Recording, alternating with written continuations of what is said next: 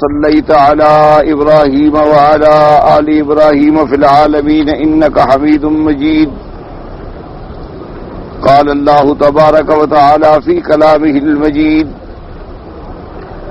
أعوذ بالله من الشيطان الرجيم. بسم الله الرحمن الرحيم. ولا تجعلوا الله عرضة لأيمانكم أن تبروا وتتقوا وتصلحوا بين الناس والله سميع عليم. لا يؤاخذكم الله باللغو في أيمانكم ولكن يؤاخذكم بما كسبت قلوبكم والله غفور حليم. اللہ تبارک و تعالی نے کلام مقدس کی ان آیات مبارکہ میں لغو الایمان کے بارے میں ارشاد فرمایا ہے. اس سے پہلی کی آیات مبارک میں آپ نے جو مسئلہ پڑھا ہے اس کا تعلق تھا مباشرت فی حالت الحیض سے، کہ حضور صلی اللہ علیہ وسلم سے سوال کیا گیا کہ ایک خاوند اپنی بیوی سے حالت حیض میں کتنا انتفاع حاصل کر سکتا ہے، کیا فائدہ اٹھا سکتا ہے اور کیا نہیں اٹھا سکتا.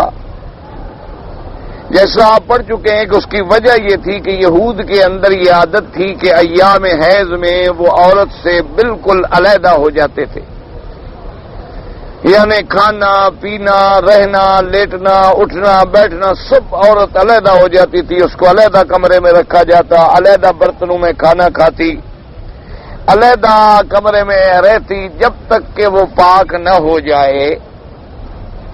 اسی طرح زمانہ جاہلیت میں یہ بھی رسم ہوتی تھی کہ اگر خاوند مر گیا تو 1 سال تک عورت جو ہے وہ عدت گزارتی تھی، اور 1 سال کا عرصہ جو ہے وہ اس کو بالکل یعنی اپنے گھر کے ماحول سے نکال دیا جاتا تھا، گویا کہ چھوت ہو گئی. اس کو علیحدہ کمرے میں رکھا جاتا، علیحدہ برتن دیے جاتے، علیحدہ کھانا ہر چیز علیحدہ دی جاتی اس کو، اور 1 سال کے بعد عدت گزرتی، پھر جا کر وہ اپنے ماحول میں واپس آتی. لیکن اسلام الحمدللہ ایک عظیم اور ایک جامع اور ایک عالمی مذہب اور دین ہے. اس لیے اللہ تبارک و تعالی نے اسلام میں ایسے احکامات عطا فرمائے ہیں کہ جو جامع بھی ہیں، کامل اور مکمل بھی ہیں اور معتدل بھی ہیں. ان میں نہ افراط ہے اور نہ تفریط ہے، ورنہ ہر مذہب میں آپ دیکھیں گے یا افراط ہوگی یا تفریط ہوگی، یعنی یا آدمی بالکل ادھر ڈھل جائے گا یا ادھر ڈھل جائے گا، اعتدال ہوتا ہی نہیں. لیکن اسلام ایک ایسا عظیم دین ہے کہ جس میں ہر مسئلے میں اعتدال. تو جب یہ حکم دیا گیا تو اسلام نے اجازت دی کہ عورت اگر حالت حیض کے اندر ہے تو وہ عورت ہی رہتی ہے. یہ نہیں ہے کہ اس کو آپ چھوت سمجھ کے باہر نکال دیں، بلکہ ایک گھر میں رہے گی، کھانا اکٹھے کھائے گی، کھانا پکائے گی، ایک ہی برتنوں میں کھانا کھائیں گے. اور اسی طرح اگر میاں بیوی ایک بستر پہ لیٹنا چاہیں تب بھی لیٹیں گے. صرف حالت حیض میں میاں بیوی کا ملنا یعنی جمع کرنا جو ہے وہ حرام. اور اس میں الحمدللہ جہاں دینی فوائد ہیں وہاں دنیاوی فوائد ہیں کہ حالت حیض کے اندر جمع جو ہے وہ مرد کے لیے بھی مضر ہے اور عورت کے لیے بھی مضر ہے، اور بڑی بڑی مزمن امراض خبیثہ کا سبب بن سکتا ہے. اللہ نے اس سے منع کر دیا کہ قل هو اذن فاعتزلوا النساء فی المحیض. یہ خون جو ہے یہ گندگی ہے، جب تک یہ حیض جاری ہے تو میاں جو ہے اپنی بیوی سے مجامعت نہیں کر سکتا، باقی اٹھنا بیٹھنا کھانا پینا سب جائز. تو اسلام نے یہ احکام بیان فرما دیے. اور ساتھ یہ بھی پابندی لگا دی کہ فلا تقربوہن حتی یطہرن، جب تک کہ عورت پاک نہ ہو جائے میاں اس سے مجامعت نہیں کر سکتا۔ اور پاک ہونے کا معنی یہ ہے کہ حیض کے جو ایام ہیں وہ گزر جائیں اور عورت باقاعدہ غسل کر لے۔ اب عادات جو ہیں وہ ہر عورت کے مختلف ہوتے ہیں، کسی کے 5 دن، کسی کے 3 دن، کسی کے 4 دن۔ ویسے مسئلے کے لحاظ سے فقہا کے نزدیک جو ہے حیض کے کم از کم مدت جو ہے وہ 3 دن ہے، اور زیادہ سے زیادہ جو ہے وہ 10 دن ہے۔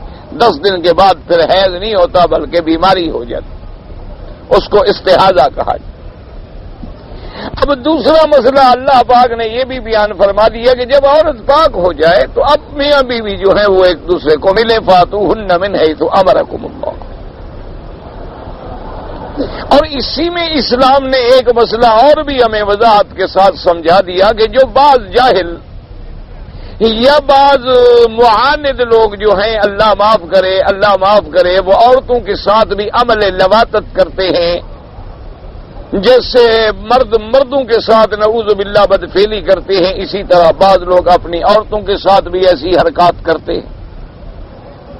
تو اس کا بھی اسلام نے وضاحت فرما دی کہ جب حیض تو عارضی چیز ہے کہ چند دن آیا، خون بند ہو گیا، بلیڈنگ ختم ہو گئی، عورت صاف ہو گئی، لیکن جب اس گندگی میں بھی جماع حرام ہے تو جو مستقل گندگی کی جگہ ہے وہاں تو مطلقاً حرام، وہ تو ہے ہی گندگی کی جگہ۔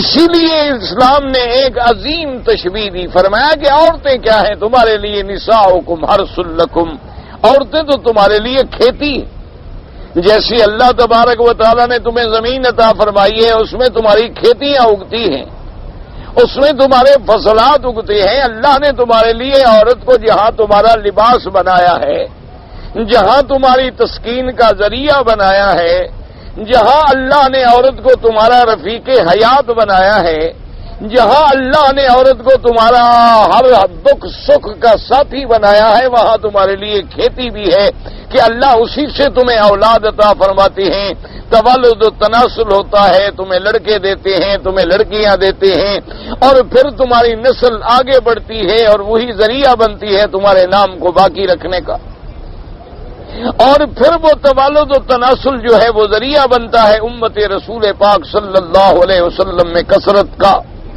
اور پھر اللہ پاک ایسی اولاد عطا فرما دیتی ہیں بعض اوقات کے جاہل لوگوں کے گھر میں بھی اللہ ایسے جوہر پیدا فرما دیتی ہے کہ لوگ مفسر پیدا ہوئے، محدث پیدا ہوئے، بڑے بڑے اللہ کے اولیاء پیدا ہوئے، حالانکہ والدین پڑے ہوئے بھی نہیں تھے۔ اس لیے اللہ نے فرمایا کہ عورتیں جو ہیں وہ تمہاری کھیتی ہیں، نساؤکم حرث لکم۔ اور دوسرا مسئلہ یہ بھی حل کر دیا اللہ نے کہ اس کے اندر بھی افراط اور تفریط تھی کہ مثلا مدینہ منورہ میں چونکہ یہود آباد تھے اور یہودیوں سے کچھ چیزیں جو تھی وہ انصار کے قبائل میں بھی داخل ہو گئی۔ اب یہ ایک مسئلہ تھا کہ بھی کیا میاں بیوی کے لیے مجامعت کی حالت میں کیا کوئی ایک کیفیت کی پابندی ہے کہ صرف ایک طریقے سے لیٹ سکتے ہیں؟ اللہ نے فرمایا نہیں، فاتوا حرثکم انا شئتم، صرف فرق یہ ہے کہ تمہارے لیے اللہ نے دبر جو ہے وہ حرام کر دیا۔ حضور نے فرمایا من ملعون من اتا، اس شخص پہ وہ لعنتی ہے جو اپنی عورت سے بدفعلی کرتا، باقی رہا اس کا طریقہ تو فرمایا اس میں کوئی پابندی نہیں، کوئی آدمی لیٹتا ہے، کوئی بیٹھتا ہے، کوئی اٹھتا ہے، کوئی کھڑا ہے، اس میں کوئی کسی طرح بھی اپنی بیوی سے وہ تلذذ حاصل کر سکتا۔ اور سب سے بڑی بات جو ہے آخر میں اللہ نے پھر وہی ہدایت فرمائی کہ واتقوا اللہ، اللہ سے ڈرو۔ اگر تم نے حالت حیض میں کوئی زیادتی کی یا تم نے نعوذ باللہ اللہ معاف کرے اپنی عورت سے الٹی طرف سے کوئی بدفعلی کی تو اللہ کے آگے تو کوئی چیز چھپی نہیں، وَاعْلَمُوا أَنَّكُمْ مُلَاقُوهُ، تم نے اللہ کے پاس بھی جانا ہے اور وہاں ایک ایک ذرے کا حساب ہو۔ اور اسی طرح یہ بھی مسئلہ بیان ہو گیا کہ اللہ نہ کرے اگر کوئی انسان حالت حیض میں جمع کر بیٹھا تو اس کا علاج شریعت نے کیا بتلایا کہ اللہ کے آگے توبہ کرو، استغفار کرو اور آئندہ اس گناہ سے بچو۔ اور بعض علماء کرام نے یہ کفارہ بھی بیان فرما دیا کہ اگر کسی نے حالت حیض میں اللہ معاف کرے غلبہ شہوت میں مغلوب ہو کے اپنی بیوی سے جماع کر بیٹھا تو وہ توبہ بھی کرے اور صدقہ بھی کرے.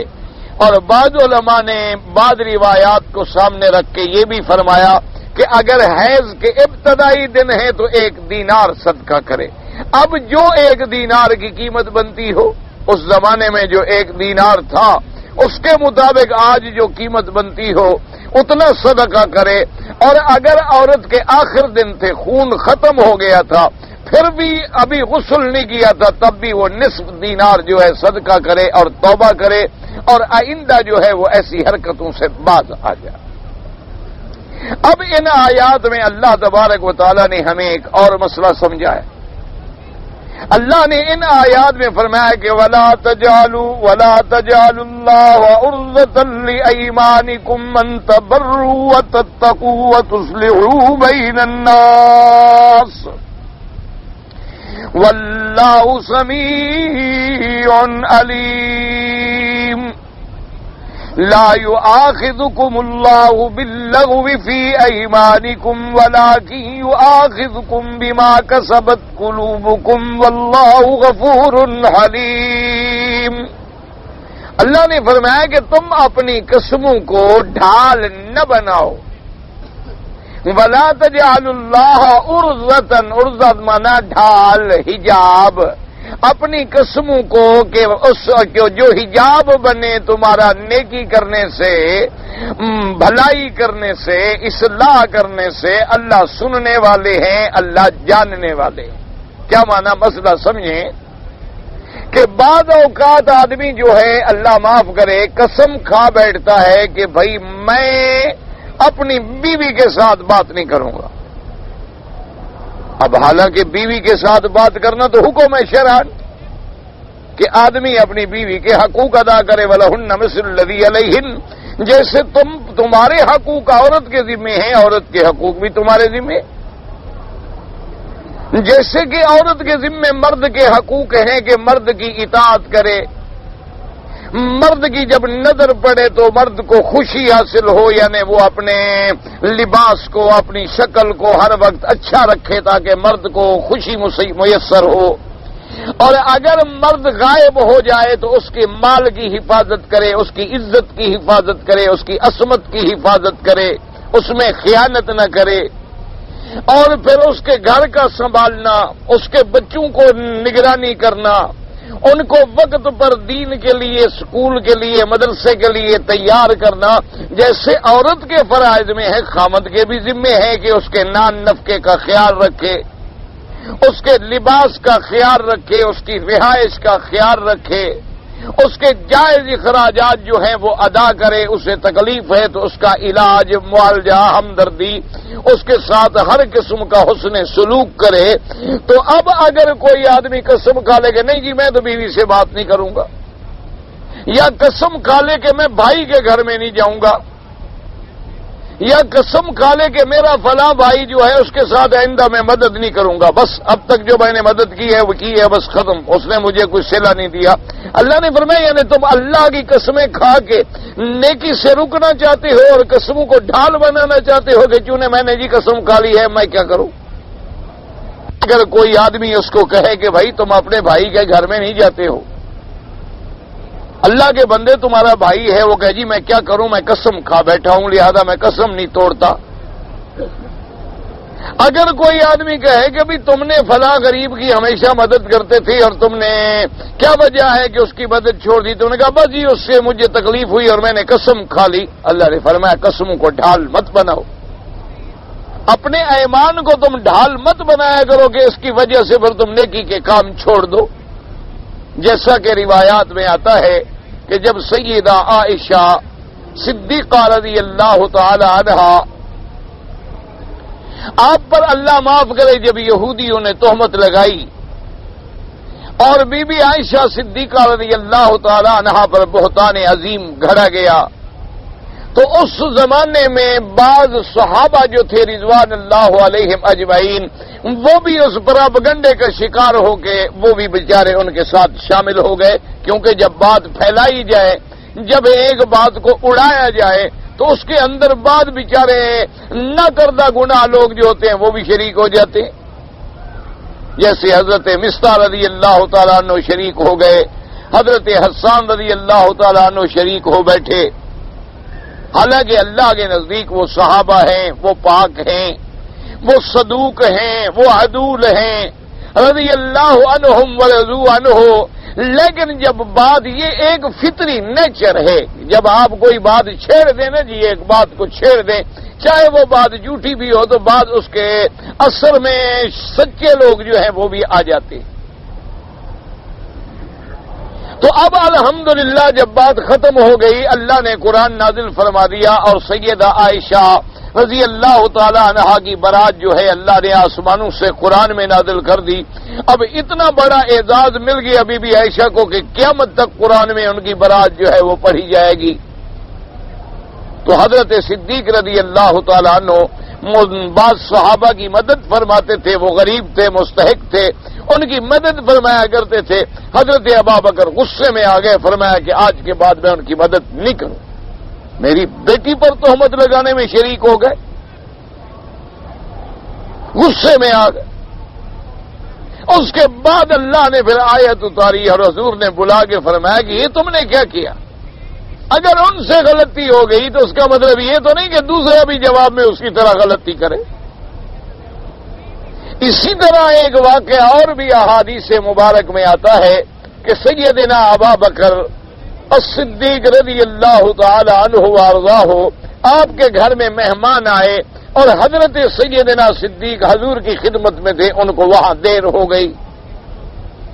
مہمان گھر میں بیٹھے تھے، گھر والوں نے مہمانوں کو کھانا بھجوایا، انہوں نے کہا کہ لا آکل حتی یاتی ابا بکر، ہم کھانا نہیں کھائیں گے جب تک حضرت ابو بکر نہ آئے۔ گھر والوں نے اصرار کیا، انہوں نے کہا بھی حضرت کو دیر ہی ہو سکتی ہے، حضور کی خدمت میں ہیں۔ اور پھر جب آدمی اپنے محبوب کے پاس بیٹھا ہو تو کس کا جی چاہتا ہے دل چھوڑنے کو کہ میں چھوڑ کے چلا جاؤں؟ پھر کون برداشت کر سکتا؟ اور پھر محبوب بھی محمد رسول اللہ صلی اللہ علیہ وسلم اور عاشق ہو سیدنا ابا بکر صدیق جیسا۔ اسی لیے تو حضرت صدیق رضی اللہ تعالی عنہ سے جب پوچھا گیا کہ بھئی دنیا کے اندر تمہیں کیا چیزیں محبوب ہیں، تو انہوں نے کہا سب سے پہلی چیز جو مجھے محبوب ہے النظر الی وجہ رسول اللہ، کہ محمد مدنی کا چہرہ ہو اور ابو بکر کی نظر، بس حضور کا چہرہ دیکھتا رہا۔ اب مہمانوں کو جب اصرار کیا کہ ابھی آپ کھانا کھا لیں، ان کو تو دیر ہو جائے گی، انہوں نے کہا واللہ لا ناکل، ہمیں اللہ کی قسم ہے ہم نہیں کھائیں گے جب تک حضرت ابو بکر سب تشریف نہیں لائیں۔ اب حضرت صدیق رضی اللہ تعالی عنہ جب گھر تشریف لائے، سب سے پہلی بات یہ پوچھی بھی مہمانوں کو کھانا مل گیا؟ تو انہوں نے کہا مہمان تو نہیں کھاتے۔ انہوں نے کہا کیوں نہیں کھاتے؟ انہوں نے کہا انہوں نے قسم کھا لی، ہم نے بڑا زور لگایا، وہ کہتے ہیں واللہ لا ناکل، اللہ کی قسم ہے جب تک حضرت ابو بکر نہ آئے ہم نہیں کھائیں گے۔ حضرت ابو بکر بھی غصے میں آگے کہنے لگے میں حضور کی خدمت میں تھا، یہ اچھے مہمان ہیں کہ قسم کھا رہے ہیں، بھی میں حضور کو چھوڑ کے ان کے لیے آ جاتا۔ انہوں نے کہا اچھا واللہ لا ناکل، میں بھی خدا کی قسم ہے نہیں کھاؤں، میں بھی کھانا نہیں کھاؤں، اگر میری وجہ سے نہیں کھاتے میں بھی نہیں کھاتا۔ اب بھی بیچاری بیٹھی تھی، اس نے کہا کہ واللہ لا ناکل، نے کہا مہمان بھی نہیں کھاتے، گھر کا مالک بھی نہیں کھاتا، تو مجھے بھی اللہ کی قسم میں بھی نہیں کھاؤں گی۔ ایسے واقعات ہو جاتے ہیں۔ تو اب تھوڑی دیر گزرنے کے بعد حضرت سیدنا ابا بکر رضی اللہ تعالیٰ عنہ کو احساس ہوا، انہوں نے فرمایا بھی یہ تو عجیب بات ہو گئی کہ میں بھی بھوکا رہوں، گھر والے بھی بھوکے رہے، مہمان بھی بھوکے رہے۔ انہوں نے کہا اچھا بھی میں تو قسم توڑتا ہوں، لے آؤ کھانا کھاتے۔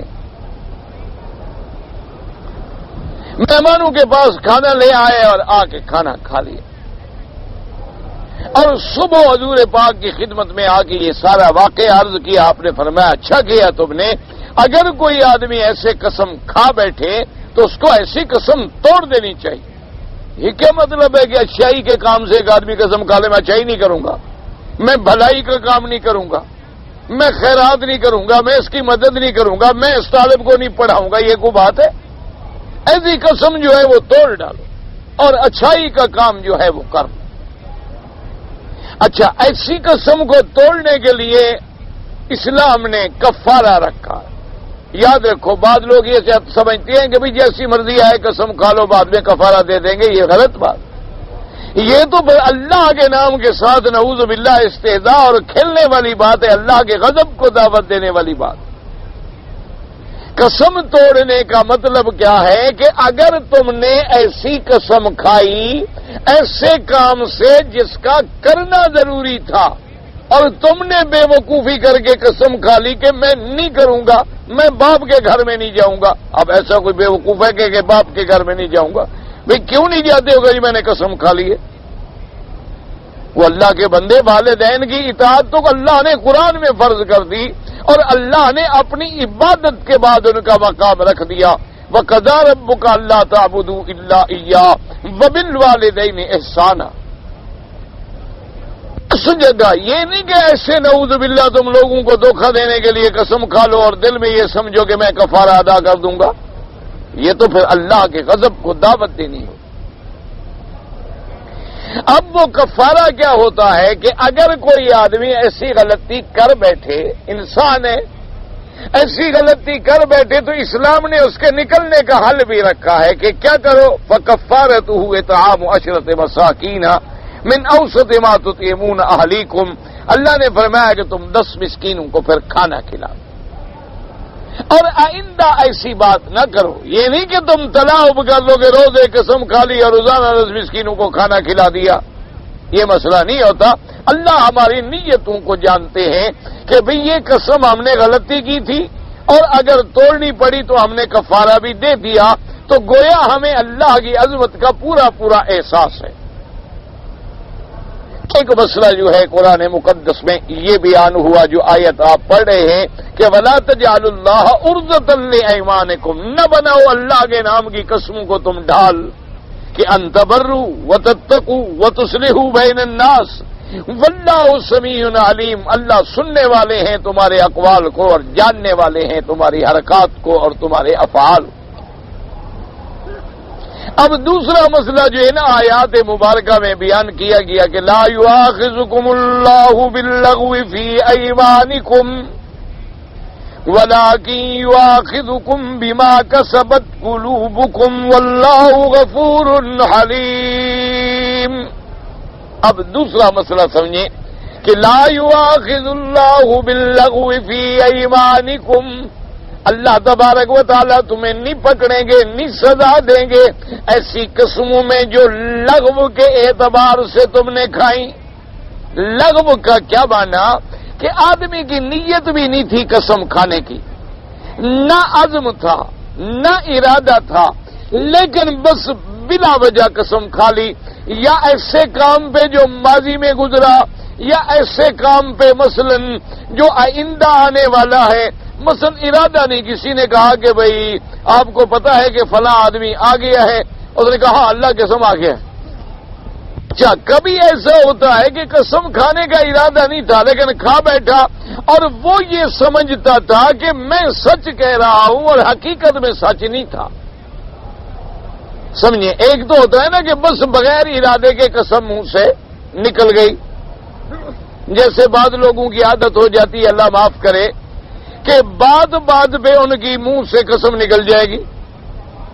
کوئی بھی بات کریں گے کہیں گے نہیں یہ خدا کی قسم, یار میں اللہ کی قسم کھا کر, حالانکہ وہ کوئی قسم کھانا نہیں چاہتے اور نہ کسی نے ان سے کہا ہے کہ قسم کھاؤ, نہ کوئی مطالبہ ہے, لیکن بس ایک عادت ہے بغیر سوچے سمجھے, بغیر عزم کے, بغیر ارادے کے زبان پہ قسم نکل گئی.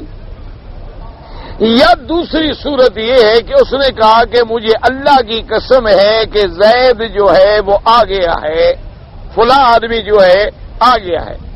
وہ اپنے دل میں یہ سمجھتا تھا کہ وہ آ گیا ہے, حالانکہ وہ نہیں آیا تھا, وہ حقیقت میں نہیں آیا تھا. لیکن اس کا مقصد جھوٹی قسم کھانا نہیں تھا, اس کے اپنے دماغ میں یہ بات تھی کہ بھئی اس نے فلاں تاریخ کو آنا تھا، آج فلاں تاریخ ہے، آ گیا ہے۔ حالانکہ چاہیے یہ تھا کہ پہلے تحقیق کرتا کہ آ گیا ہے کہ نہیں آیا، لیکن بغیر تحقیق کی اس نے قسم کھا لی، لیکن ارادہ قسم کا نہیں تھا۔ اللہ نے فرمایا کہ ایسی قسموں پر تو اللہ تمہیں نہیں پکڑیں گے، سزا نہیں دیں گے، لیکن وہ قسمیں وَلَٰكِن يُؤَاخِذْكُم بِمَا كَسَبَتْ قُلُوبُكُم، مگر وہ قسمیں کہ جو تم نے دلی طریقے سے عزم کے ساتھ کھائی ہیں، جسے کہتے ہیں الیمین الغموس، کہ جان بوجھ کر تم جھوٹی قسم کھا رہے ہو، ایسی قسم پر پھر اللہ تبارک و تعالیٰ پکڑتے ہیں کہ تم نے جان بوجھ کے اور پھر قسم بھی میرے نام کی کھا لی ہے۔ ایسی قسم کھانا جو ہے یعنی عزم کے ساتھ، جزم کے ساتھ ایسی قسم کھانا جو ہے وہ بہت بڑا گناہ ہے اور آدمی کو اس سے بچنا چاہیے۔ تو بہرحال ایک مسئلہ سمجھیں، سب سے پہلا مسئلہ تو یہ سمجھیں کہ قسم کھانے سے بچیں، بلا وجہ بھی قسم نہ کھائیں، لغو الایمان سے چاہے اللہ نہ پکڑے لیکن یہ پسندیدہ عمل نہیں ہے۔ اور دوسری بات یہ سمجھیں کہ اگر کسی بات پہ قسم کھائی ہے اور وہ بھلائی کا کام ہے، اس قسم کا کفارہ ادا کر دیں اور بھلائی کے کام کو نہ چھوڑیں، اچھائی کے کام کو نہ چھوڑیں، اپنی قسموں کو بھلائی کے کام سے روکنے کے لیے بطور ڈھال نہ استعمال کریں کہ جی میں اب یہ کام اس لیے نہیں کرتا کہ میں نے قسم کھا لی ہے۔ جیسے کئی لوگوں کو ایسے اللہ معاف کرے ہوتا ہے، ان کو کہو نا بھی چلو مسجد میں نماز، نہیں جی نہیں، میرا مولوی سے جھگڑا ہو گیا تو میں نے قسم کھائی ہے میں تمہاری مسجد میں نماز نہیں پڑھوں گا۔ یہ کوئی بات تو نہیں کہ مسجد میں جانے کے لیے قسم کھائی ہوئی ہے، یعنی قسم سے ڈر رہا ہے، جماعت کا تارک بن رہا ہے۔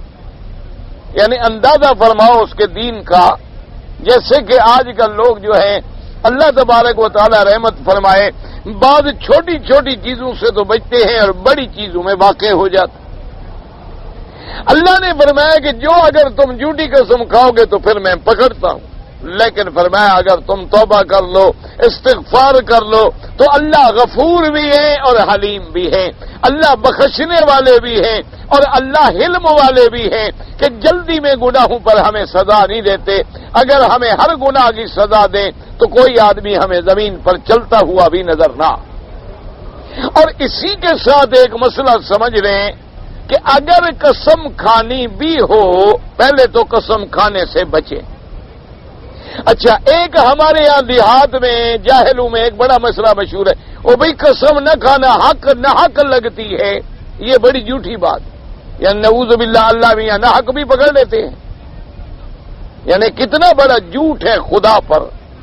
اللہ تو عادل ہے، عدل والے ہیں، انصاف والے ہیں، وہ ہمیں جب ہم لغو قسم کھا بیٹھیں تو نہیں پکڑتے، جب بے ارادہ قسم ہمارے منہ سے نکل جائے تو نہیں پکڑتے۔ اگر ہم سچی بات پہ ہوں اور قسم کھائیں تو اس میں خدا کیوں پکڑے، بلکہ اس پر تو ہمارے لیے اللہ کی رحمت آتی ہے کہ ہم نے سچی بات کی اور اللہ کے نام کی گواہی کو ہم نے صحیح استعمال کی۔ اس لیے یہ تو ایک جاہلوں کا عقیدہ ہے کہ بھی قسم نہ کہا کرو، میاں قسم حق نہ حق لگ جاتی ہے، یہ غلط بات ہے۔ جھوٹی قسم کھاؤ گے تو پھر اللہ پکڑ لیتے، اور یہ ضروری نہیں ہوتا کہ اسی وقت پکڑ لیں، اس میں دیر بھی ہو سکتی ہے، وہ چاہیں تو فوراً بھی سزا دے دیں۔ بعض اوقات ایسا بھی ہوا ہے کہ آدمی نے جھوٹی قسم کھائی اور اسی وقت ہلاک ہو گیا، اور بعد ایسا بھی ہوتا ہے کہ جھوٹی قسم کھا لی، مدتوں گزر گئی، بندہ بھول گیا اور اس کے بعد سزا ملی، یاد ہی نہیں کہ مجھے اس بات کی سزا مل رہی ہے۔ بعض اوقات ایسا بھی ہوتا ہے۔ ہمارے اپنے علاقے میں ایک سیشن جج صاحب ہوتے تھے، بڑے اللہ والے آدمی تھے، بڑے صالح، متقی، نیک، خوف خدا والے، عدل والے۔ تو ان کے عدالت میں ایک قتل کا مقدمہ پیش ہوا، تو جس دن فیصلہ ہونا تھا چونکہ مثل میں کچھ نہیں تھا، اب عدالت تو مجبور ہوتی ہے نا کہ ہاں ریکارڈ فیصلہ کرتی ہے کہ گواہ کیا کہتے۔ انہوں نے بہرحال اس عدالت میں بیٹھ کے سب وکلاء کے سامنے انہوں نے کہا کہ دیکھو، چونکہ مثل میں ریکارڈ میں اس بندے کے خلاف کوئی ایویڈنس نہیں ہے، کوئی شہادت نہیں ہے، کوئی پروف نہیں ہے کہ میں اس کو سزا دے سکوں، لیکن میری تحقیق میں یہ قاتل ہے۔ نے کہا دیکھو میں تمہیں چھوڑ رہا ہوں، بری کر رہا ہوں، تمہارا مقدمہ ختم، جاؤ، لیکن ایک بات یاد رکھو کہ تم نے ظلم کیا ہے، قتل کیا ہے، اور اللہ مقتول کا بدلہ خود لیتے۔ تم ٹھیک ہے عدالت کے قانون سے بچ جاؤ گے، لیکن اللہ کے کار سے نہیں بچ سکو گے۔ یہ ہمیشہ قاعدہ ہے کہ خون جو ہے نا جی، جب تک کہ اس کے مقتول معاف نہ کر دیں، ورثاء معاف نہ کر دیں، اللہ تبارک و تعالیٰ اس مظلوم کی اور مقتول کی مدد کرتے ہیں اور اس کا بدلہ ضرور دیا جاتا۔ تو خیر بہرحال وہ تو ویسے بھی اس قسم کا آدمی تھا، اللہ معاف کرے، وہ نکل گیا، انہوں نے کہا چھیڑو جی، ٹھیک ہے جی، بری ہو گئے۔ باہر آیا، اس کے بڑے دوست آئے ہوئے تھے، وہ جناب پھول ڈال رہے ہیں اور اس کے جلوس نکال رہے ہیں، اور وہ جو مظلوم تھے بیچارے جن کا قتل ہوا تھا وہ روتے ہوئے چلے گئے، حالانکہ وہ تھے تو سچے غریب، ان کا آدمی اس نے مارا تھا، وہ روتے ہوئے چلے گئے۔ خیر جی، یہ وہاں سے گئے، اسٹیشن پہ آئے، ٹرین پہ سوار ہوئے، اور جس اسٹیشن پہ ان کا گھر تھا وہاں سے 2 میل کا فاصلہ تھا۔ رات کو ٹرین پہنچی، اسی جلوس کی شکل میں آدمی زیادہ ہو گئے، گھوڑیاں وغیرہ کم تھیں، تو مشورہ یہ ہوا کہ بھی ساری پارٹی جو ہے پیدل چلے۔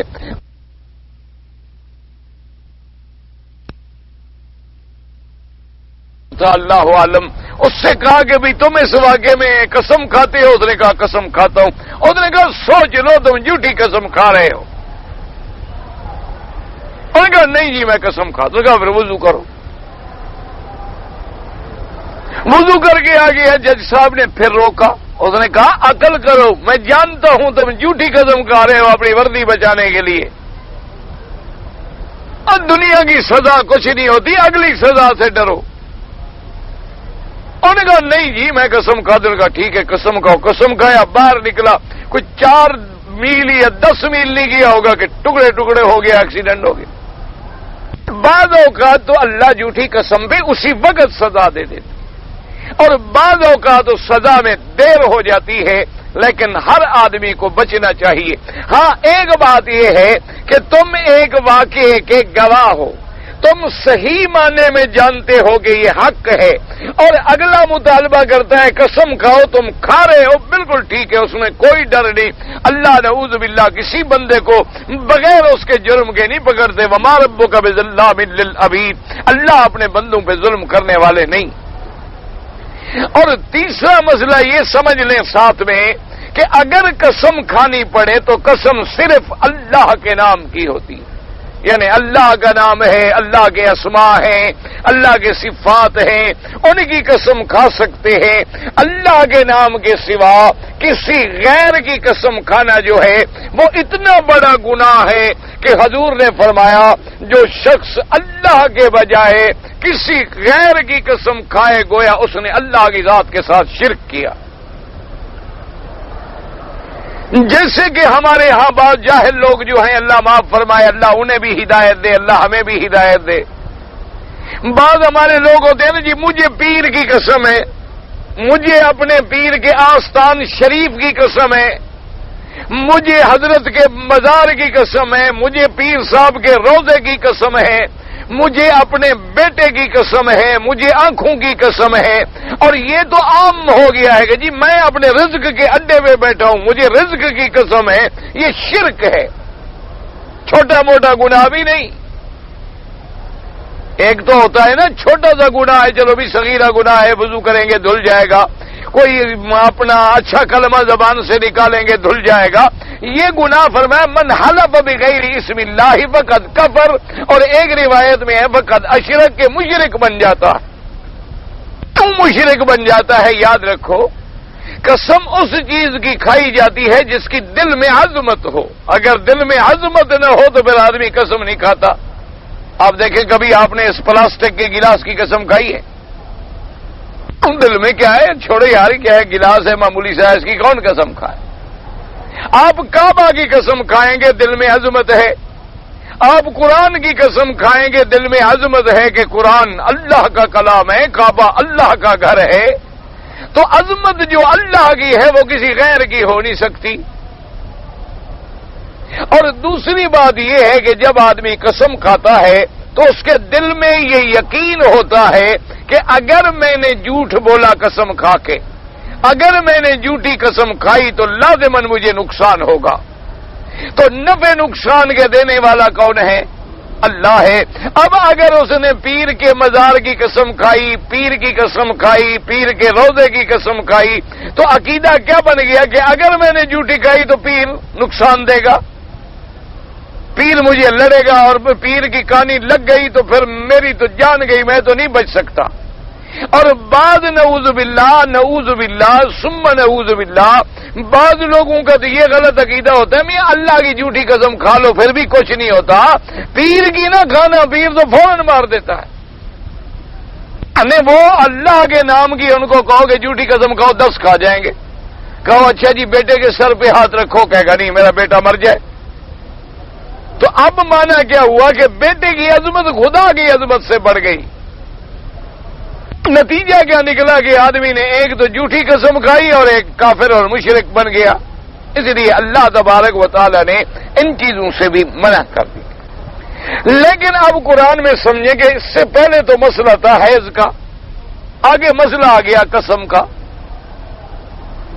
اس سے پہلے جو آپ آیات پڑھ رہے تھے، جو سورۃ البقرہ کی آیات آپ نے پڑھی ہے، اس میں مسئلہ اللہ نے بیان کیا تھا، یسألونک عن المحیض قل هو اذى فاعتزلوا النساء في المحیض ولا تقربوهن حتى يطهرن فإذا تطهرن فاتوهن من حيث أمركم الله إن الله يحب التوابين ويحب المتطهرين إلى آخره۔ اور آگے مسئلہ آ گیا کہ ولا تجعلوا الله عرضة لأيمانكم أن تبروا وتتقوا وتصلحوا بين الناس۔ تو اس کے اندر آپس میں ان آیات کا تعلق کیا ہے؟ ایک تو اصولی بات یاد رکھیں کہ اللہ نے قرآن جو اتارا ہے وہ ایک دن میں نہیں اترا، بلکہ 23 سال کی مدت میں قرآن اترا ہے۔ اور قرآن اترا ہے اس انداز میں کہ جہاں جہاں کوئی واقعہ پیش آیا اللہ نے قرآن اتار دیا۔ تو اس لیے اصل میں تو اس ربط کو جوڑنے کو ڈھونڈنے کی ہمیں ضرورت ہی نہیں ہوتی۔ کیوں؟ ایک واقعہ پیش آیا مکے میں، آپ کو ایک واقعہ پیش آیا، مجھے ایک واقعہ پیش آیا، ایک اور صحابی کو اور واقعہ پیش آیا، یہاں قرآن کی یہ آیت نازل ہوئی، وہاں قرآن کی وہ آیت نازل ہوئی۔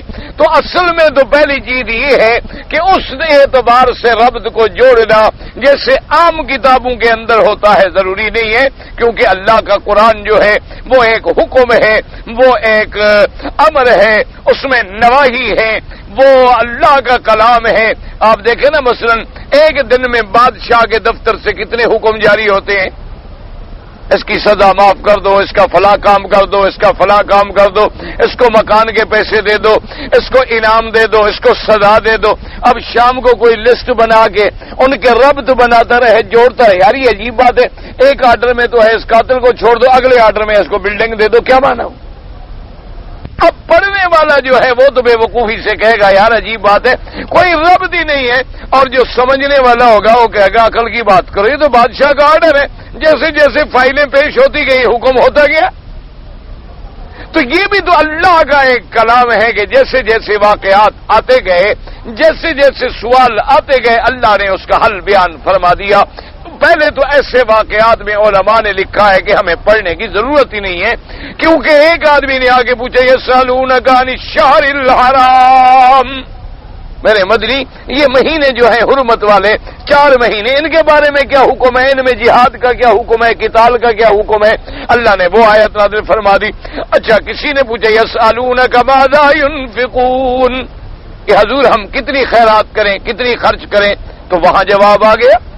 کسی نے پوچھا یسألونک عن الأہلہ، میرے مدنی یہ چاند کا گھٹنا بڑھنا، کہ دیکھو چاند اب کیسے کھڑا ہے، اور جب طلوع ہوتا ہے تو ایک دھاگے کے برابر ہے، پھر بڑھتا جا رہا ہے، بڑھتا جا رہا ہے، 14ویں کو جا کے کامل ہو جاتا ہے، پھر گھٹنا شروع ہو جاتا ہے۔ حضور یہ بڑھنا گھٹنا یہ کیا ہے؟ اللہ نے فرمایا قل ہی مواقیت للناس، وہاں جواب آ گیا۔ تو پہلی بات کو تو یہ دماغ میں رکھیں کہ ایسے معاملات میں پڑھنے کی ضرورت ہی نہیں. اسی لیے قرآن کی ایک ترتیب نزولی ہے اور ایک ترتیب قرات. نازل ہونے کی ترتیب الگ ہے اور پڑھنے کی ترتیب جو ہے وہ الگ. لیکن بعض علماء نے کوشش کی ہے اس لیے کہ مستشرقین اور اعداء اسلام جو اسلام کے دشمن ہیں، خاص طور پہ یہودی، نصرانی، ہندو اور بڑے بڑے دہریے، بڑے بڑے شیوعیین جو اللہ کے قرآن کے دشمن ہیں، اسلام کے دشمن ہیں، وہ ایسی ایسی باتیں کر کے نوجوان نسل کے دماغوں کو خراب کرتے ہیں کہ دیکھو جی اگر اللہ کا کلام ہے تو اس میں تو جوڑ ہی نہیں ہے. پہلے قصہ جا رہا تھا حیض والی عورتوں کا، آگے قصہ آ گیا قسم کا، دیکھو جی یہ تو جوڑ ہی نہیں. حالانکہ ایک بڑا آدمی ہو، ایک عالم آدمی ہو، اس کی کلام میں بھی ایک جوڑ ہوتا ہے. اور یہ تو کہتے ہیں ہمارے خدا کا کلام ہے تو بغیر جوڑ کے کیوں ہے، اس میں کیوں جوڑ نہیں بنتا. اس لیے بعض علماء نے پھر محنتیں فرمائیں اعداء اسلام کو جواب دینے کے لیے. انہوں نے باقاعدہ اس پہ کتابیں لکھی، انہوں نے ایک سورت کا دوسری سورت سے ربط پیدا کیا اور سمجھایا کہ بھی سورت البقرہ کا آل عمران سے کیا تعلق، سورت آل عمران کا سورت النساء سے کیا تعلق ہے، اور اسی طرح اول سورت کا آخر سورت سے کیا تعلق ہے، اور آخر سورت البقرہ کا اول سورت العمران سے کیا تعلق ہے، اور پھر آیات کا آپس میں کیا تعلق ہے. اس پر علماء نے تفسیریں بھی لکھی ہیں اور کتابیں بھی لکھی ہیں.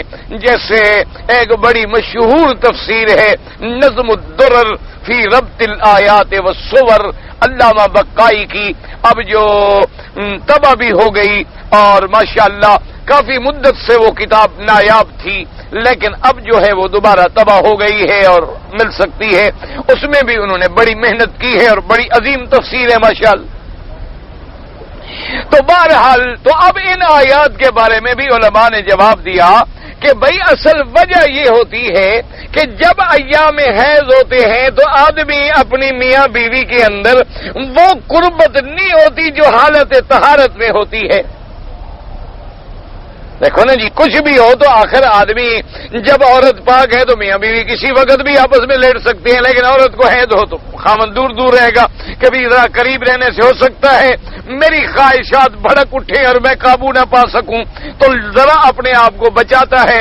عورت بھی ذرا اپنے آپ کو بچاتی ہے کہ بھی آخر میرے ایام کے دن ہیں، حیض کے دن ہیں.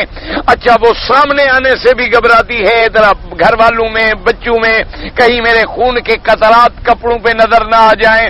وہ اپنا رنگ ایسا پہنے گی سلوار کا کہ بھی خون نظر نہ آئے، احتیاط کرے گی، کوشش کرے گی. یہ ساری چیزیں ہوتی ہیں، یعنی ایک بودھ ہوتا.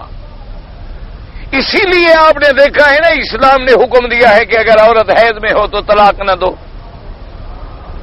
اسلام نے حکم دیا ہے کہ اگر عورت حالت حیض میں ہے تو طلاق مت دو، اور حالت حیض کے بعد تم نے اگر بیوی کے ساتھ جمع کیا ہے تب بھی طلاق مت دو، انتظار کرو.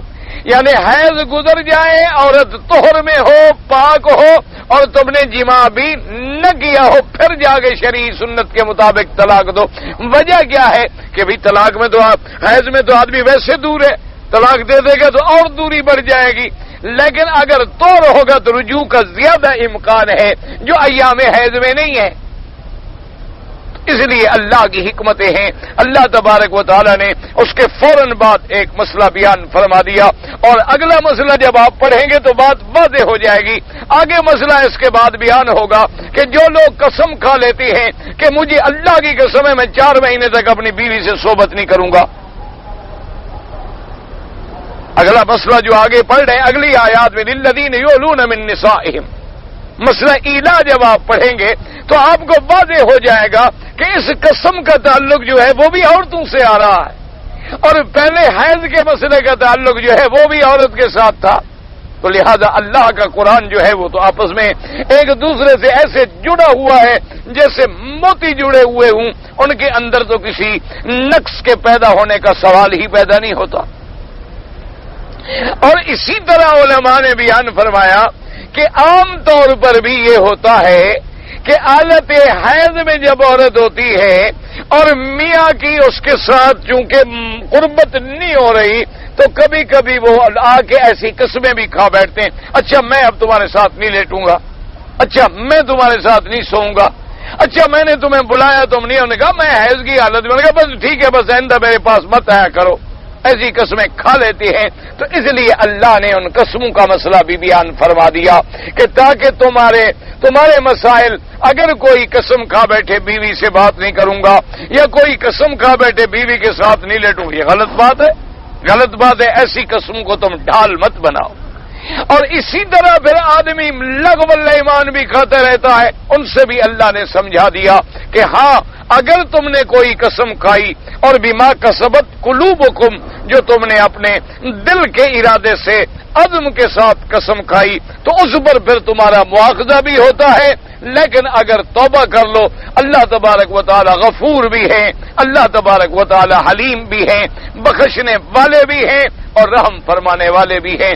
دعا کریں کہ اللہ ہماری بھی مغفرت فرما دے اور اللہ پاک ہر قسم کے عذاب سے بچائیں اور اللہ تبارک و تعالی ہر مسلمان کے گھر کو بہتر ماحول اور باعث خیر بنائیں اور شر سے بچائیں. کسی آدمی نے نعوذ باللہ ثم نعوذ باللہ, اللہ معاف کرے, اپنی سالی سے زنا کیا. اسی لیے حکم ہے نا, دیکھیں نا اب شریعت نے کیوں پابندی لگائی ہوئی ہے کہ دیور موت ہے. اسی لیے اسلام نے ہر جگہ پابندی رکھی ہے کہ یہ نہیں ہوتا کہ تمہاری شادی ہو جائے تو اس کی بہنیں بھی تمہارا پردہ ختم ہو تو سالیاں ہو گئی اور یہ ہو گیا اور وہ ہو گیا. بالکل, اسلام نے کہا ان کے لیے تو سب سے زیادہ سزا ہے. اسی لیے اگر ایک آدمی نے زنا کیا لیکن ہمسائے کی عورت سے زنا کیا, اسی طرح نعوذ باللہ ایک آدمی نے زنا کیا اور اپنی سالی سے کیا, بلکہ اللہ معاف کرے یہ ایسا فتن کا دور ہے, ایسا فتن کا دور ہے. اللہ پاک معاف کرے, حضور نے فرمایا کہ میری امت پہ ایسا وقت آئے گا اور آپ نے فرمایا ہر وہ حرکت تم کرو گے جو پہلی امتیں کر چکی ہیں. نعوذ باللہ اگر انہوں نے ماں سے زنا کیا تھا تم بھی کرو گے, انہوں نے بہن سے زنا کیا تھا تم بھی کرو گے. اللہ تبارک و تعالیٰ معاف کرے. اور آج دیکھ رہے ہو سالی سے زنا ہو رہے ہیں, ساس سے زنا ہو رہے ہیں. اللہ پاک معاف فرمائے. بلکہ کل ہی مجھے کوئی آدمی بتلا رہا تھا, ایک عورت جس کی عمر بھی 60 سال, اب آپ تصور کر سکتے ہیں 60 سال کی بوڑھی عورت بھی زنا کرائے. انا للہ و انا الیہ راجعون. بس دعا کرو اللہ ہمارے حال پہ رحم کرے, اللہ ہمارے گناہ معاف فرما دیں. صرف یہ نہیں کہ اس عمر میں زنا, بلکہ نعوذ باللہ اس نے کہا کہ مجھے کسی آدمی نے بتلایا کہ اس بدبخت بڑھیا کا یہ عالم ہے کہ پہلے وہ خود بدفعلی کراتی پھر اپنی لڑکی پیش کرتی. یعنی آپ کیا سمجھیں گے یہ مسلمان ہے؟ انا للہ و انا الیہ راجعون. اللہ سے دعا کرو اللہ رحمت کرے. نکاح نہیں ٹوٹتا لیکن توبہ کرو, استغفار کرو اور گناہوں سے بچو. اللہ پاک معافی عطا فرما. ایک عورت ہے ہماری واقف بھی نہیں ہے اور وہ ہمارے پاس آ گئی ہے اور وہ کہتی ہے کہ میرا اپنا پہلا شوہر جو ہے وہ فوت ہو گیا ہے اور میں نکاح کرنا چاہتی ہوں, تو اب ہم کیا کریں؟ وہ تمہارے پاس کیوں آ گئی ہے, ہمارے پاس تو نہیں آئی. کوئی یہ تو وجہ مجھے سمجھاؤ نا سوال میں کہ تمہارے پاس بیچاری کیوں آ گئی. اس کا نکاح نہیں ہو سکتا جب تک کہ اس کے ولی نہ ہوں. یاد رکھو, اس کو کہو کہ عدالت میں محکمے میں جا کے درخواست دے اور باقاعدہ ثابت کرے کہ میرا پہلا شوہر جو ہے فوت ہو چکا ہے. آخر کہیں تو وہ مرا ہے نا اس کا شوہر, کسی ملک میں مرا ہوگا, اس کا ڈیتھ سرٹیفکیٹ ہوگا, وہ اس علاقے کے علماء, اس علاقے کے صلحاء, اس علاقے کے شرفاء اس کے گواہ ہوں گے. ایسے تھوڑا ہے کہ جو مرضی ہے بس ایک عورت کہتے میرا خاوند مر گیا, ایک عورت کہتے میرا نکاح ہی نہیں ہے, خاوند بیٹھا ہوا ہو. اس قسم کے عورتوں سے نکاح نہیں ہو سکتا جب تک کہ شریعت میں باقاعدہ کورٹ میں محکمے میں جا کر وہ ثابت کرے اور اپنے اس کے ولی وارث جو ہیں وہ اجازت دیں, خود نکاح میں بیٹھیں اور نکاح کریں. ورنہ اسی سے تو سارے فتنے پھوٹتے ہیں. سارے مسئلے تم اسی طرح کے پوچھتے ہو, پتہ نہیں بلا کیا ہے تمہیں. کسی عورت کے ساتھ ایک آدمی کے ناجائز تعلقات تھے، اس عورت کے لڑکی کے ساتھ نکاح کر لیا، فلاں کر لیا، یہ قاضی سے جا کے پوچھو۔ ایک عورت نے 2 بہنیں ہیں، دودھ پیے، یہ بھی قاضی سے جا کے پوچھے، مقامی عدالت میں قاضی کو درخواست دے کر۔ تمہارے مسئلوں کا حل یہی ہے۔ سرس کے پودے پر بیری کا پابند لگایا ہے، یہ کسی درخت والوں سے پوچھو، محکمہ زراعت سے جا کر سوال کرو۔ مجھے کیا پتا سرس کیا ہوتا ہے؟ مجھے ایک بزرگ نے کہا ہے کہ نماز تہجد میں قل هو اللہ احد پڑھو 28 بار، دوسرے میں 25 بار، پھر 30 بار، پھر 313 بار، کوئی بات نہیں، پڑھتے رہو قل هو اللہ احد، تو جتنا پڑھو گے اتنا زیادہ فضیلت ہے، ایسی کوئی بات، بالکل پڑھیں۔ بکرے کے خصیے جو ہوتے ہیں، کپورے جو ہے، بعض علماء فرماتے ہیں کہ مکروہ ہے اور بعض علماء کھانے کی اجازت دیتے ہیں۔ بہتر ہوتا ہے کہ جس میں ذرا بھی شک پڑے بچو۔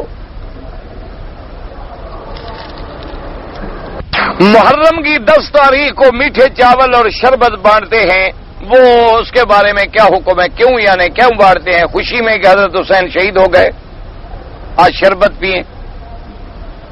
نہ آخر مجھے سمجھائیں کہ جو غم کا دن ہے، اگر تمہیں حضرت حسین سے محبت ہے تو تم ان کے لیے دعا کرو، تم ان کے طریقے پہ چلو، ان کی سنت پہ عمل کرو، ان کے نقش قدم پہ چلو کہ ظالم کے آگے نہیں جھکنا، گردن دے دوں گا لیکن ظالم کے آگے نہیں جھکوں گا، ان کی اسوے کی پیروی کرو۔ یہ تھوڑے کہ میٹھے چاول تقسیم کر کے کھاؤ، شربتیں پیو، مزے اڑاؤ۔ یا ان کو پانی نہیں پلا تھا تو تم جن کو پلا رہے ہو ان کو بھی نہیں ملا، ان کا بھی پانی بند ہوتا ہے۔ بھئی چلو ان کو جو پانی نہ ملا تو تم بھی نہ پیو، 2-3 دن تو نہ پیو نا، 10 دن حضرت حسین کی محبت میں، کم از کم 10 دن کھانا پینا چھوڑ دو، پھر تو ہم مانیں گے بھی تم حضرت حسین کے عاشق ہو۔ یہ کیا مانا ہوا کہ عاشق حضرت حسین کے ان کے بچوں کو پانی نہ ملے اور تم شربت روح افزا کے 2 درجن ختم کر دو؟ یہ کون سی؟ یہ سب بدعات ہیں، بالکل ناجائز ہیں، کھانا بھی حرام ہے، کھلانا بھی حرام۔ اگر تمہیں حضرت حسین سے محبت ہے سارا سال خیرات کرو، کوئی منع کرتا ہے تمہیں؟ صرف 10 محرم کو تمہیں حسین یاد آتے ہیں، باقی 10 محرم کا روزہ رکھنا جو ہے 10 یا 11 9 یا 10 یہ سنت ہے اور اس کا تعلق حضرت حسین سے نہیں ہے۔ حضرت حسین تو ابھی پیدا نہیں ہوئے تھے جب میرے مدنی نے روزہ رکھا ہے عاشورہ کا، اس کا حضرت حسین سے کوئی تعلق نہیں۔ یہ تو مدینہ منورہ میں جب حضور ہجرت فرما کے گئے ابھی بی بی فاطمہ کا نکاح بھی نہیں ہوا، تو یہودی روزہ رکھتے تھے 10 محرم کا۔ حضور نے فرمایا کیوں روزہ رکھتے ہو؟ انہوں نے کہا جی حضرت موسیٰ علیہ السلام کو نجات ملی تھی اور فرعون غرق ہو گیا تھا، اس لیے ہم روزہ رکھتے ہیں کہ ہم اپنے حضرت موسیٰ علیہ السلام کی نجات کی خوشی مناتے ہیں، عبادت کرتے ہیں۔ آپ نے فرمایا پھر موسیٰ علیہ السلام کا حق تو مجھ پہ زیادہ ہے، کیونکہ وہ بھی اللہ کے رسول، میں بھی اللہ کا رسول۔ آپ نے فرمایا صحابہ تم روزہ رکھا کرو لیکن ایک نہ رکھا کرو تاکہ یہودیوں کے ساتھ ہماری مشابہت نہ ہو جائے۔ وہ ایک رکھتے ہیں 10 کا، تم 9 اور 10 رکھو یا 10 اور 11 رکھو۔ اور پابندی سے یہ روزہ رکھا جاتا تھا۔ جب رمضان المبارک کے روزے فرض ہو گئے حضور نے فرمایا من شاء فلیصم ومن شاء فلیفطر، اب جو چاہے عاشورہ کا روزہ رکھے، جو نہ چاہے نہ رکھے، اس کی مرضی ہے۔ اب تمہارے روزے رمضان میں فرض آ گئے ہیں، وہ پابندی سے نبھایا کرو۔ یہ روزہ رکھنا بھی سنت ہے لیکن حضرت حسین کا سمجھ کے رکھو تو پھر ناجائز ہے، کیونکہ حضرت حسین کا تو اس واقعے سے کوئی تعلق ہی نہیں۔ اگر آدمی چوتھی رکعت میں رکوع سے پہلے جماعت میں ملے تو 1 رکعت مل گئی۔ اب حنفی حضرات کے نزدیک تو یہ ہے کہ وہ درود نہ پڑھے بلکہ تشہد پڑھ کے اشہد ان محمد عبدہ ورسولہ تک بیٹھا رہے، کیونکہ ابھی اس نے باقی نماز پوری کر لی ہے، اس لیے جب باقی پوری کر لے تو پھر آخر میں پورا تشہد پڑھے۔ لیکن حنابلہ کے نزدیک اور شوافی کے نزدیک سارا اگر آخر تک درود بھی پڑھ لے تو کوئی حرج نہیں ہے۔ مرفوعاً کا معنی ہوتا ہے جو حدیث حضور خود فرمائیں، صحابی کہتا ہے مثلا ان ابی ہریرہ قال رسول اللہ، یہ ہوتی ہے مرفوع کہ بھئی اس نے بات حضور تک پہنچا دی۔ اور اگر صحابی کہتا ہے قال ابی ہریرہ یا ان ابن عباس قال، تو مانا یہ ہے کہ صحابی تک بات موقوف ہے، اس کو آگے اونچا نہیں کیا گیا۔ صفا اور مروہ پر کھڑے ہو کے جو تکبیریں کہتے ہیں اللہ اکبر اللہ اکبر اللہ اکبر، یہ کوئی نہیں، یہ تو بدعت ہے، کوئی ضروری نہیں۔ بس آپ گئے شروع کیا اور چلے گئے۔ قربانی کا جانور ہو تو ضروری ہے کہ 2 دانت، ہاں 1 سال مکمل کر کے دوسرے سال میں پاؤں ہو بکری کا، ضروری ہے۔ دم والے میں بھی وہی شرط ہے، مسا جو ہے درست کر کے، مانا یہ ہے کہ سر پہ مسا کرے بس۔ امام شافعی کے نزدیک نہیں، 3 ہاتھ بھی لگ جائیں ٹھیک ہے، اور اناف کے نزدیک پورا کرے پھر واپس لے آئے، ان کے نزدیک تو پھر گردن کا بھی مسا ہے، باقی ائمہ کے نزدیک گردن کا مسا نہیں ہے۔ آدمی کے ہاتھ کی انگلیاں جو ہیں کیا لفظ اللہ کی مانند ہیں، جو جس کی ٹیڑھی ہوں وہ کس کی مانند ہوں گی؟ تو تم خود جو سیدھے ہو تم کس کی مانند ہو؟ ایسے جاہلانہ باتیں، کیا تعلق؟ تم مخلوق ہو، تشبیہ اپنے آپ کو اللہ سے دے رہے ہو، اس سے بڑا جہل بھی کوئی ہے؟ دم والا گوشت مسکین کو دینا ضروری ہے یا دوستوں کو دینا ضروری ہے؟ دوستوں کا کیا تعلق دم سے؟ یعنی تم دوستوں کے لیے یہی مال ڈھونڈتے رہتے ہو، لوگوں سے دم کا لے آیا ان کو کھلا دیا، یہ تو ناجائز ہے بھائی۔ فقراء حرم یعنی اللہ کے گھر کے حرم کے مسکین فقیروں کو کھلاؤ۔ اب حیات جو ہے کس کی تصنیف ہے؟ کتاب لے لو، لکھا ہوگا اوپر، یہ بھی کوئی مسئلہ ہے کہ میں بتاؤں؟ حضرت شیخ قاسم نانوتوی رحمت اللہ علیہ کی بھی ہے، اور بھی پتہ نہیں کسی نے لکھی ہو، اللہ عالم۔ کتاب کا تو کئی کتابوں کا نام آب حیات ہو سکتا ہے، اللہ عالم کتنی لکھی گئی ہوں گی، جو بہرحال معروف کتاب ہے وہی ہے۔ تم کتاب لے لو، اوپر لکھا ہوا ہوگا، ماشاءاللہ مولوی بکی سے پوچھنے کی ضرورت ہی نہیں پڑے گی۔ کہتے ہیں جی کہ اگر زمین ٹھیکے پر دی جائے تو جائز ہے۔ بھئی ٹھیکے پر زمین دینے میں تو جھگڑے ہی کوئی نہیں، بات سمجھو۔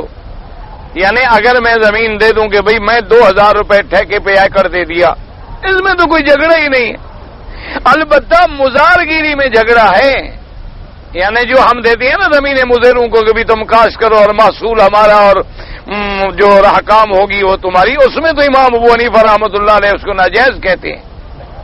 صاحبین کے نزدیک وہ جائز ہے، لیکن آدمی ٹھیکے پہ دے دے کہ بھی مثلا 50,000 روپے کا مربے کا میں ٹھیکہ دیتا ہوں، تم جانا تمہارا کام، وہ تو جائز ہے، وہ تو کسی کے نزدیک منع نہیں۔ کہتا ہے جی کہ روڈ پر جا رہی تھی کوئی گاڑی تو 2 مثلا نگ گر گئے، ان میں چاول تھے، میں نے اٹھا کے روڈ کے کنارے رکھ دیے، کوئی 3 دن ہو گئے کوئی آدمی نہیں آیا۔ بہرحال تم غریبوں کو دے دو، مسکینوں کو، اگر تم خود مسکین ہو تو پھر کھا لو، لیکن اگر کبھی مالک آ جائے تو پھر تمہیں واپس کرنے ہوں گے، ورنہ غریبوں کو مسکینوں کو دے دو، اس کو بھی خیرات کا ثواب ملے گا جو مالک ہے، اور تمہیں بھی خیرات کا ثواب ملے گا کہ تم نے خیرات کر دیے۔ بہرحال والدہ فوت ہو گئی ہیں، ان کی نمازیں رہ گئی ہیں، تو اللہ تبارک و تعالیٰ ان کی مغفرت فرمائے۔ اللہ پاک جو بھی فوت ہو گئے دعا کرو ان کی مغفرت ہو۔ بہرحال بعض ائمہ نے احناف کے نزدیک فدیہ اس کا دیا جا سکتا ہے، لیکن اصل بات یہ ہے ان کی مغفرت کی دعا کرو۔ میں نے روزہ بدھ کو اور جمعرات کو رکھا۔ بہرحال یہ ہے جی کہ ڈائریوں میں تو اسی طرح تھا، لیکن یہاں کے مفتی صاحب نے تحقیق فرمائی کہ جمعرات اور جمعہ کو رکھنا چاہیے تھا۔ میں نے حج افراد کیا، قربانی نہیں دیا، بعد میں خیال ہے میں رمضان کی عید کی رات میں عمرہ کیا تھا۔ اگر آپ یہاں رہتے ہیں اور عمرہ آپ نے تنعیم سے کیا تھا پھر آپ پر کوئی دم شم نہیں۔ اگر آپ نے عمرہ میقات سے کیا تھا تو پھر آپ کو دم تمتع دینی چاہیے تھی، حدود حرم میں دینی ہوگی۔ جدہ والوں کے لیے اگر مکے میں آئیں تو کیا نماز قصر پڑھیں؟ احناف کے نزدیک، حنفی حضرات کے نزدیک تو قصر نہیں بنتی، چونکہ جدہ جو ہے وہ 48 میل شرعی نہیں بنتا، کم بنتا ہے، اور باقی ائمہ کے نزدیک مسافر ہے جدہ کے لیے بھی قصر کرے گا۔ امام ابو حنیفہ رحمۃ اللہ علیہ کے نزدیک جب تک 48 میل شرعی سفر نہ بنے اس وقت تک مسافر نہیں بنتا. اور سفر یوں نہیں ہوتا کہ گھر سے پیمانا شروع کر دو، جب اپنے گھر کے شہر کے علامات سے باہر نکلو تو لہذا وہ تو جدے نکلتے نکلتے تو آدھا تو ہمارا سفر ہو جاتا ہے. کہتے ہیں جی کہ نماز پڑھتے ہوئے بعض لوگ جو ہیں وہ سجدے کی جگہ کے بجائے ادھر ادھر دیکھتے رہتے ہیں، یہ غلط ہے. خشوع اور خضوع کا تعلق یہی ہے کہ آدمی ادھر ادھر نظر نہ ہٹائے، ورنہ اللہ اپنی نظر ہٹا لیتے ہیں.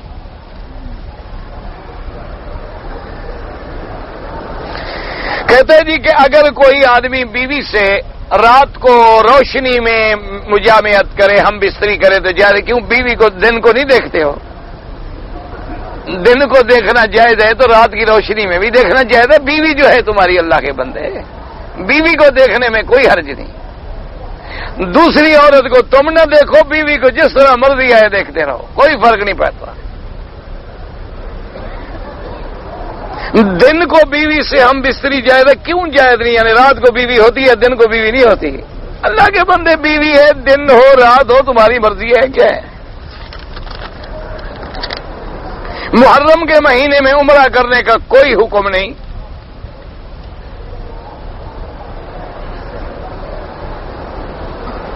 میں نے عمرہ کیا، گھر گیا، مجھے پیشاب آ رہا تھا تو میں حمام میں چلا گیا تو میں نے احرام کی چادر کھول دی تو کیا ہو گیا؟ کھول کے ہی پیشاب کرنا تھا، احرام باندھ کے پیشاب کرنا تھا. یہ بھی کوئی عقل ہے اللہ کے بندے؟ کامن سینس ہے. پیشاب جو آئے تو چادر نہیں کھولو گے. ان لوگوں نے یہ سمجھا ہوتا ہے کہ یہ احرام کی چادر باندھی ہے نا، اگر یہ یوں گر گئی نا احرام، عمرہ ختم.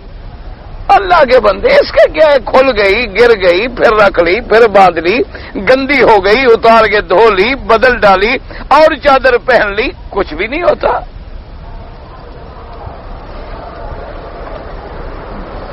ایک آدمی نے قسم کھائی ہے کہ سگریٹ نہیں پیوں گا، پھر پینے لگ گیا. دوبارہ بھی توبہ کرو اور کوشش کرو چھوڑنے کی. یہ گندی چیز ہے. اور قسم کا جو ہے یہ نہیں ہے کہ کفارہ، قسم کا کفارہ تم نے قسم کھائی اور توڑی، اس کا تو گناہ بھی ہے. توبہ بھی کرو، کفارہ بھی ادا کرو، سگریٹ بھی چھوڑو.